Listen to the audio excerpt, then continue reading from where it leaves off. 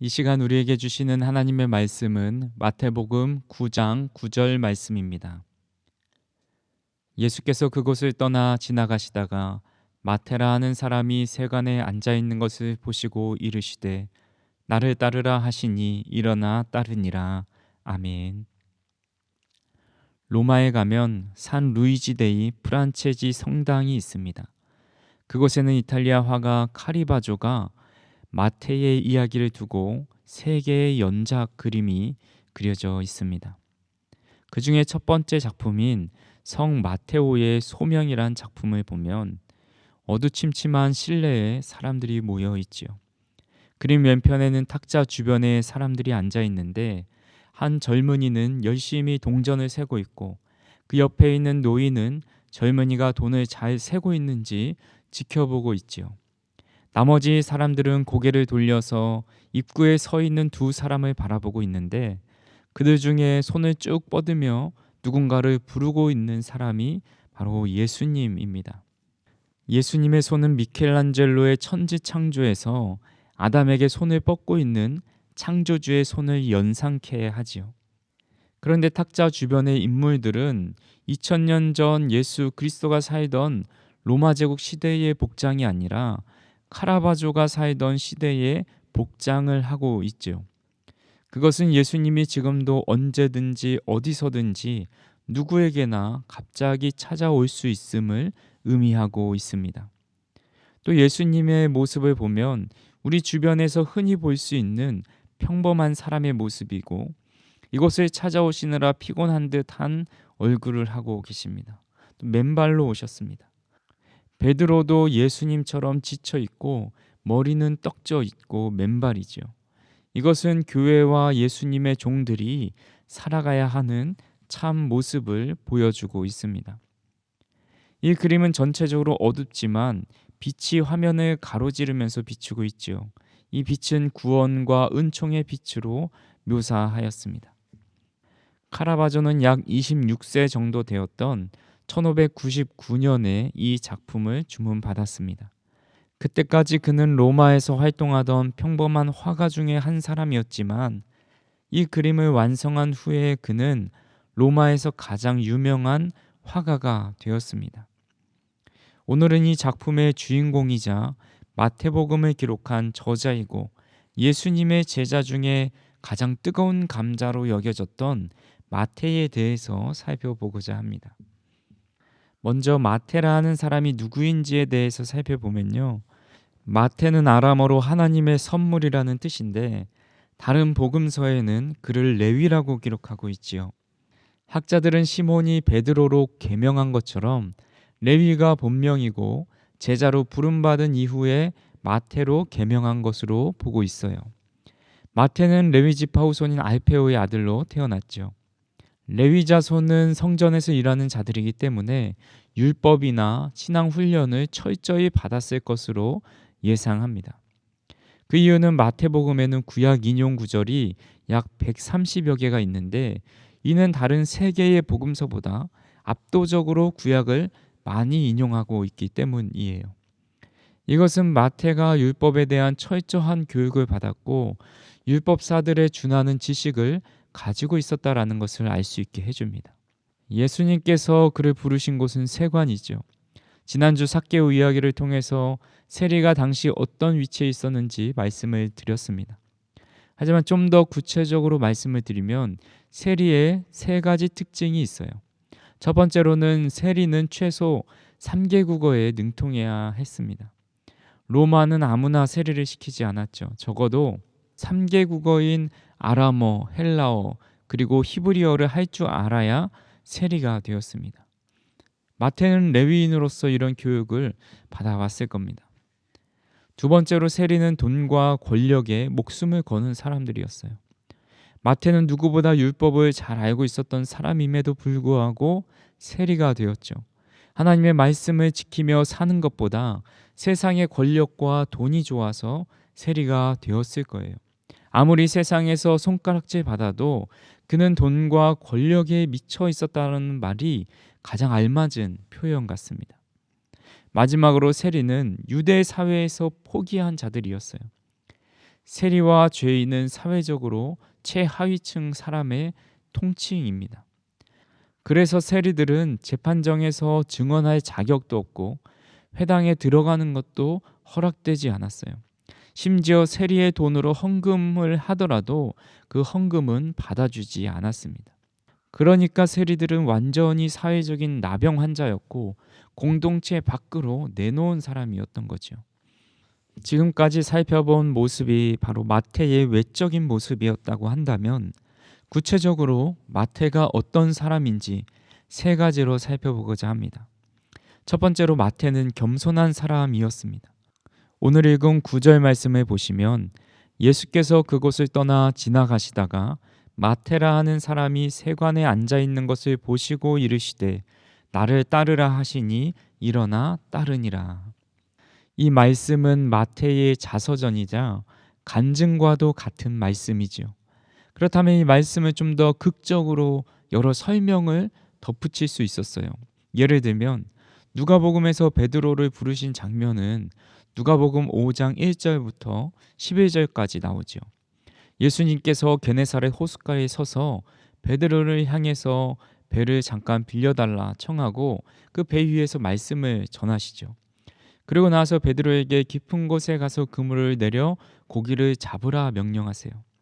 베드로는 우리가 밤새 수고하였지만 물고기 한 마리도 잡지 못했습니다.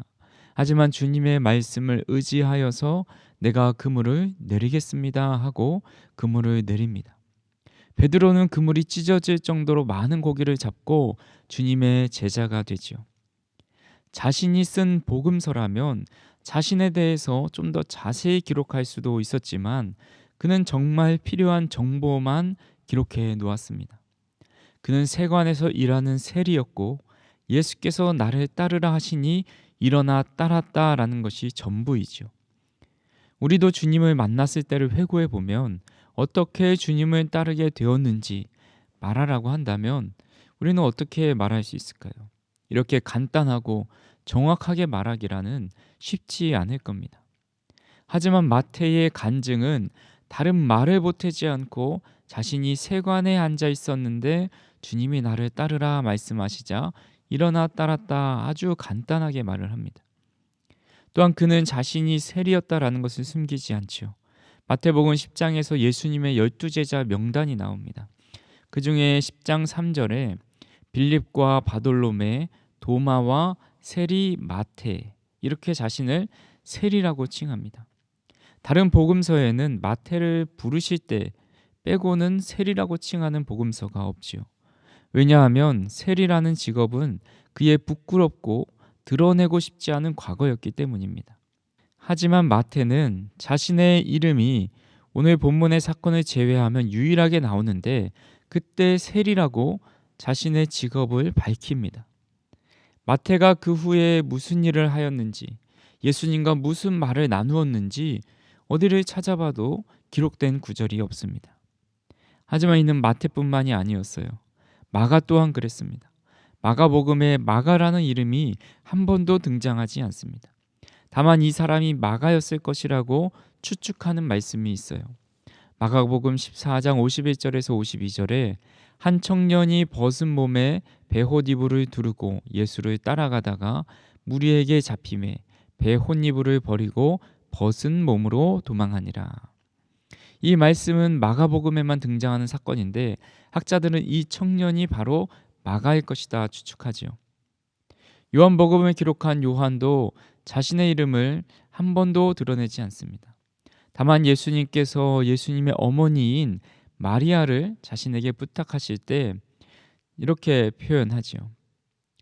요한복음 19장 26절에서 27절에 예수께서 자기의 어머니와 사랑하시는 제자가 곁에 서 있는 것을 보시고 자기 어머니에게 말씀하시되 여자여 보소서 아들이니이다 하시고 또 그 제자에게 이르시되 보라 내 어머니라 하신대 그때부터 그 제자가 자기 집에 모시니라. 이때부터 요한이 예수님의 어머니 마리아를 모시죠. 사도 바울도 마찬가지입니다. 그는 자신의 능력이나 전도의 결과를 자랑하지 않았어요. 심지어 그는 하나님께서 천국을 보여주셨죠. 그런데 그것을 무익하나마 내가 부득불 자랑하노라 하면서 자신의 사도권을 방어하기 위해서 어쩔 수 없이 말을 하죠. 그러면서 마지막으로 하는 말이 나를 위하여는 약한 것들 외에는 자랑하지 아니하겠다라고 말합니다. 유튜브를 보면 여러 설교나 집회 영상들이 이제 알고리즘에 걸려서 이제 많이 추천 영상에 뜨게 되지요. 그런데 이 알고리즘은 이단을 분별할 수가 없어서 자신을 전도자라고 하면서 전도 집회를 하고 하나님의 계시를 받은 내용에 대해서 찍은 내용들도 무작위로 올라옵니다. 이 사람이 어떤 사람인가 궁금해서 영상을 몇 개 보았는데요. 1년 동안 해외를 순회하면서 전도 집회를 하는데 귀신 들린 사람을 고치고 병든 사람을 낫게 합니다. 하나님이 나에게 어디로 가라고 하셨고 어디서 무슨 말씀을 전하라고 하셨다라는 말씀까지 합니다. 저는 그런 영상을 보면서 생각한 것이 먼저는 이 영상을 너무 잘 편집해서 진짜 귀신을 내쫓는 것 같고 능력이 있는 사람인 것 같아 보입니다. 그 사람의 외모도 잘생기고 말도 너무 잘합니다. 궁금해서 다른 영상도 몇 개 보게 되는데 깨어있지 않으면 이런 영상에 넘어갈 것만 같습니다. 악한 영에 이끌린 사람들은 자신을 드러내고 자신의 경험한 것을 부풀려서 이야기하지만 마태를 포함해서 성경에서 하나님을 만난 모든 사람은 자신의 이름을 드러내지 않습니다. 이름 없이 하나님을 섬기고 하나님의 일을 감당하죠. 오히려 자신의 치부를 드러내면서 내가 이렇게 죄인이었노라고, 나보다 죄인은 없었지만 이렇게 주님의 제자가 되었노라고 자신의 약함을 자랑합니다. 우리도 우리를 만나주시고 우리 삶 속에 역사하시는 주님의 이름만 드러내고 우리의 이름은 무명으로 남을 수 있는 저 우리 성도님들이 되시기를 간절히 소망합니다. 두 번째로 마태는 염려하지 않는 사람이었어요. 예수님의 제자가 된 사람과 예수님의 제자가 되지 못한 사람의 차이점이 있습니다. 예수님의 제자가 된 사람은 예수님께서 나를 따르라 하셨을 때 바로 주님을 따랐던 사람들이죠. 베드로와 안드레도 그물을 정리할 때 예수님이 따르라 하시니 배와 그물을 버려두고 예수님을 따라가지요. 주님께서 조금 더 가시다가 야고보와 요한을 보시면서 나를 따르라 하시니 그들도 배와 그물을 버려두고 예수님을 따릅니다. 본문의 마태도 마찬가지죠. 잠시 집에 가서 가족들에게 말하고 오겠습니다. 제가 사표를 던지고 오겠습니다. 그렇게 말하지 않고 즉시로 주님을 따르죠. 어부들과 마태의 가장 큰 차이점은 어부들은 예수님을 따르다가 이게 아니다 싶으면 다시 고향으로 돌아와서 어업을 할 수 있습니다. 그런데 세리였던 마태는 다시 돌아간다고 한들 다시 세리를 시켜주진 않죠. 말 그대로 뒤도 안 돌아보고 예수님을 따라간 거예요. 어떻게 이렇게 예수님의 말씀에 모든 것을 버리고 따를 수 있었을까요? 그것은 염려하지 않았기 때문입니다. 모든 것을 버리고 예수님을 따른다고 했을 때 앞으로 미래는 어떻게 되는 거지? 우리 가족은 어떻게 되는 거지? 혹 잘못 따라갔다가 다시 돌아오면 어떻게 되는 거지? 이런 염려를 하지 않았기 때문에 그 즉시로 따를 수가 있었던 거예요. 이러한 염려를 하지 않았기 때문에 주님을 즉시로 따를 수가 있었습니다. 반대로 예수님의 제자가 되지 못한 사람들은 그 마음 가운데 염려가 있었습니다. 예수님께서 12제자 외에 다른 사람들에게도 나를 따르라 말씀하시는데 각자의 이유로 따르지 못하는 장면이 나옵니다. 누가복음 9장 59절에서 61절에 보면 또 다른 사람에게 나를 따르라 하시니 그가 이르되 나로 먼저 가서 내 아버지를 장사하게 허락하옵소서. 이르시되 죽은 자들로 자기의 죽은 자들을 장사하게 하고 너는 가서 하나님의 나라를 전파하라 하시고 또 다른 사람이 이르되 주여 내가 주를 따르겠나이다마는 나로 먼저 내 가족을 작별하게 하소서라고 말합니다. 각자의 이유는 너무 타당하고 합리적이죠. 아버지를 장사하고 따를 수도 있고 가족들에게 마지막으로 작별을 고할 수 있습니다. 그런데 그것을 허용하지 않으시면서 누가복음 9장 62절에 이렇게 말씀하십니다. 예수께서 이르시되 손에 쟁기를 잡고 뒤를 돌아보는 자는 하나님 나라에 합당하지 아니하니라 하시니라. 예수님께서는 농사에 대한 비유로 말씀을 많이 하셨습니다. 지금에야 기계가 밭을 갈고 씨를 뿌리고 농작물을 거두지만 당시 팔레스타인 지역에는 가축들이 쟁기를 끌게 했어요. 소를 앞세워서 밭을 가꾸는데 자꾸 뒤를 돌아보는 이유가 무엇일까요? 지금 밭이 잘 갈렸는지 일직선으로 잘 가고 있는지 염려되어서 확인차 돌아보는 거죠. 농부는 앞에 있는 목적지만 바라보면서 앞으로 잘 가고 있다라는 믿음이 있어야 하는데 지금 내가 잘 가고 있는 것인지 의심이 되고 염려가 되는 거죠. 그래서 뒤를 돌아보면 돌아볼수록 점점 꺼불꺼불 곡선을 그리며 밭을 갈게 됩니다. 마태복음 19장에 보면 부자 청년이 예수님께 찾아와 물어보지요. 선생님이여, 내가 무슨 선한 일을 하여야 영생을 얻으리이까? 예수님께서는 모세의 율법을 말씀하시면서 이것을 다 지켜 행하라 말씀하죠. 그 청년은 내가 이 모든 것을 지켰다고 이야기합니다. 그때 예수님은 내 소유를 팔아 가난한 자들에게 주고 나를 따르라 말씀하세요.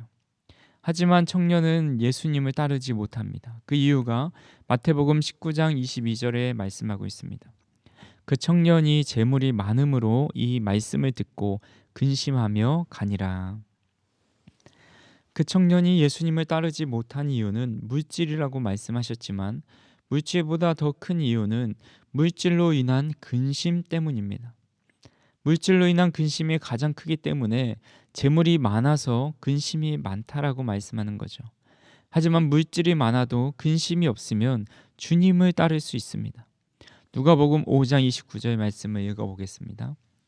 레위가 예수를 위하여 자기 집에서 큰 잔치를 하니 세리와 다른 사람이 많이 함께 앉아 있는지라. 마태는 구원의 감격을 가지고 자신과 같은 처지의 사람들을 자기 집에 불러놓고 큰 잔치를 베풉니다. 그곳에는 세리와 다른 사람들이 많이 앉아 있습니다. 평수가 좀 적어도 사람은 많이 들어올 수는 있습니다. 전에 기독교 동아리를 하는데 학교에서 동아리방을 주면 한 3평에서 4평 정도 되는 작은 방을 하나씩 줍니다. 이 작은 방에서 기도 모임을 하면 20-30명이 오니까 도저히 앉아서 기도를 할 수가 없는 겁니다. 대신 서서 기도하면 정원 이상이 들어올 수 있기 때문에 서서 기도를 했던 기억이 납니다. 마태의 집이 평균적인 집이었다면 많은 사람들이 들어와서 서 있었을 수는 있습니다. 그런데 본문에서 세리와 다른 사람이 많이 함께 앉아 있었다라고 말씀하지요. 예수님과 제자 12명, 또 마태의 가족들, 다른 세리들과 죄인들이 모였다면 아무리 적게 잡아도 30-40명은 됐을 겁니다. 30-40명이 앉아서 잔치를 하려면 밥을 해주는 종들이 있어야 하고 그만한 식재료와 식기들을 갖추고 있어야 합니다. 하지만 마태는 이 모든 것을 갖추고 있을 만한 큰 부자였습니다. 당시 세리 중에 가난한 세리는 없었습니다. 마태가 이런 부자였음에도 앞으로 더 부자가 될 수 있는 그 세리의 직업을 버리고 예수님을 따를 수 있었던 것은 마태 안에 염려함이 없었기 때문입니다. 주님을 따르지 못하게 만드는 가장 큰 이유가 근심이고 염려이고 미래에 대한 불안입니다. 오늘 우리는 어떤 염려와 두려움으로 주님을 온전히 따르지 못하고 있는지 생각해 보아야 합니다. 우리 성도님들은 어떤 염려와 두려움이 있으십니까? 베드로전서 5장 7절에 이렇게 말씀하고 있습니다. 너희 염려를 다 주께 맡기라. 이는 그가 너희를 돌보심이라. 아멘. 이 확신을 가지고 주님의 말씀에 즉시로 따르는 저와 우리 성도님들이 되기를 주님의 이름으로 축원합니다. 마지막으로 마태는 다른 사람을 위한 소망의 문이 되었습니다. 우리가 읽진 않았지만 예수님께서 마태를 부르신 사건 이후에 마태에 대한 유일한 에피소드가 나오지요. 마태복음 9장 10절에 보면 예수께서 마태의 집에 앉아 음식을 잡수실 때에 많은 세리와 죄인들이 와서 예수와 그의 제자들과 함께 앉았더니. 마태는 예수님을 통해 구원을 받았고 자신의 집을 열고 그의 친구들을 초대하여서 예수님의 말씀을 들을 수 있는 기회를 제공합니다. 마태는 예수님의 부르심을 받고 이런 생각을 했을 겁니다. 이제 내가 나의 주님을 위해서 무엇을 할 수 있을까? 우리도 주님을 만났을 때 그런 생각을 하지 않았나요? 나 같은 사람을 구원하여 주셨는데 앞으로 나는 주님을 위해서 무엇을 해드릴 수 있을까? 마태는 그런 생각을 하던 중에 자신과 같은 처지의 사람들이 생각났습니다. 자신처럼 사회에서 소외받고 외면받고 손가락질 받으면서 마음의 상처를 받고 살아가는 세리들, 또 죄인들이 생각납니다. 그들도 예수님을 알았더라면 좋았겠다. 누구도 우리가 주님 앞에 나갈 수 있도록 길을 열어주지 않았으니 이 기회에 예수님을 직접 뵙고 예수님의 말씀을 들었으면 좋겠다라는 생각이 그의 마음 가운데 들었습니다. 마태는 자신의 집을 잔치자리로 만들어서 세리와 죄인을 모아놓고 주님의 말씀을 듣게 됩니다. 이후에 그들 안에서 얼마나 예수님을 믿고 따르게 되었는지 성경은 기록하고 있지 않지만 아마도 그들은 주님으로 인해서 모든 마음의 병과 아픔이 사라지고 치유되었을 겁니다.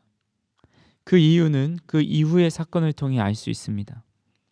예수님이 세리와 죄인들과 함께 식사하는 모습을 보시고 바리새인들이 제자들에게 시비를 걸며 물어보죠. 어찌하여 너희 선생은 세리와 죄인들과 함께 잡수시느냐? 그러자 예수님은 바리새인들에게 이렇게 말씀하십니다.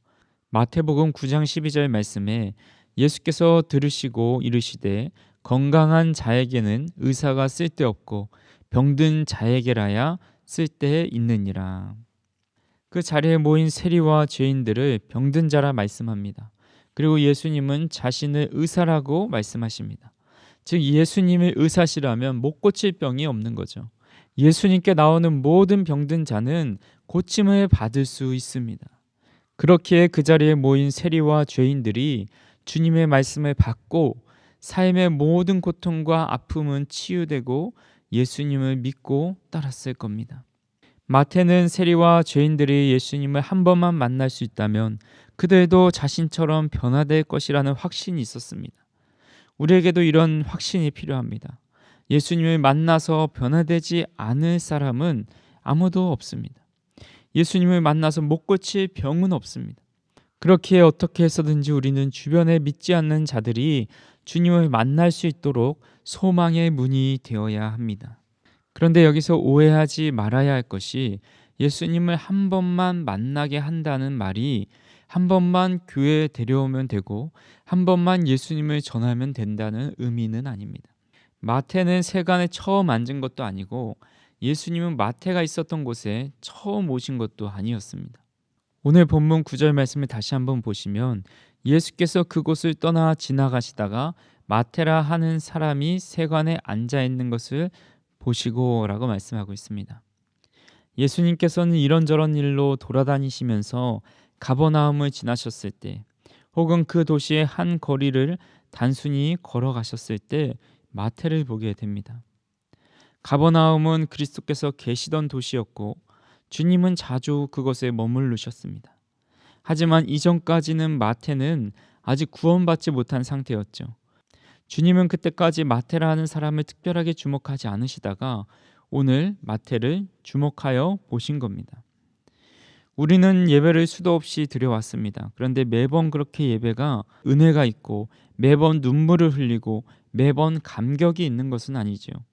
지금 목사가 무슨 말을 전하는 건가 이해가 되지 않을 때도 있고 앉아 있으면서 이런저런 생각이 들 때도 있습니다.